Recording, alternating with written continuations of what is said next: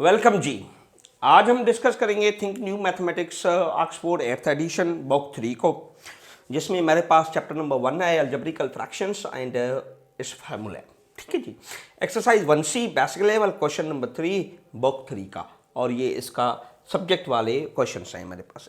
Question 3 में क्या कहता है, पहला पार्ट है मेरे पास। अच्छा, इसमें कहता है कि in each of the following case make the letter in the bracket as the subject of the following।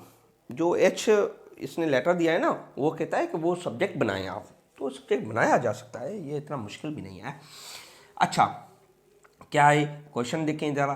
Cube root of H minus K और इज इक्वल्स टू एम है। ठीक है, अब क्यूब रूट को हम खत्म कैसे कर सकते हैं, हम जब ये इस तरीके से खत्म करते हैं, क्यूब ऑन बोथ साइड। अब जब आप क्यूब ऑन बोथ साइड देंगे तो यहाँ पे क्या हो जाएगा, h माइनस के और यही इसका क्यूब हो जाएगा। क्यूब रूट को खत्म करने के लिए हम क्यूब ले आएंगे, तो यहाँ पे क्यूब होगा, क्यूब का इसके साथ खत्म होगा, तो h ये आपके पास हो जाएगा minus K and that is M cube.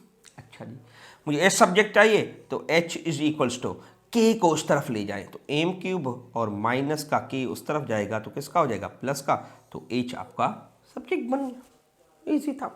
चलिए नेक्स्ट क्वेश्चन की तरफ चलते हैं। बी पार्ट में क्या कहता है, बी पार्ट में कहता है कि आप डी को सब्जेक्ट बनाएं, से डी को।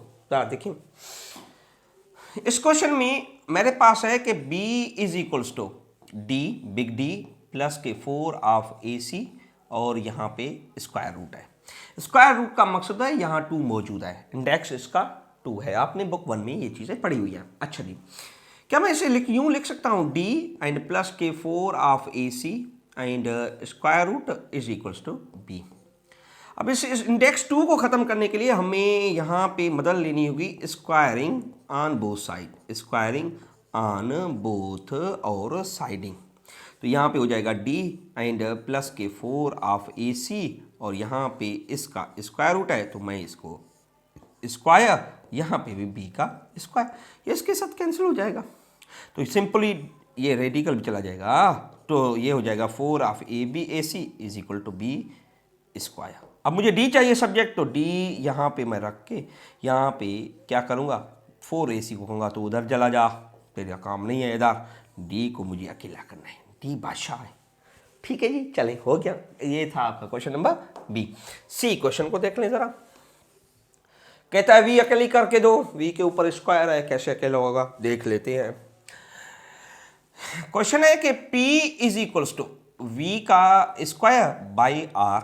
अब देखिए r डिवीजन में आए तो ये जाके यहाँ p के साथ क्या होगा, मल्टीप्लाई, दैट इज r। अब स्क्वायर खत्म करने के लिए मुझे क्या करना होगा, स्क्वायर रूट लेना होगा, स्क्वायर रूट।